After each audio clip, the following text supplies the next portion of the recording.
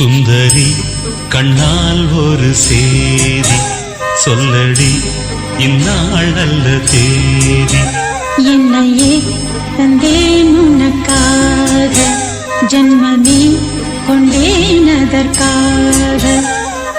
நான் உரை நீங்க மாட்டேன், நீங்கினால் தூங்க மாட்டேன், சேர்ந்ததே நம் ஜீவனே. சுந்தரி கண்ணால் ஒரு சேதி சொல்லடி இந்நாள் அல்ல தேதி. என்னையே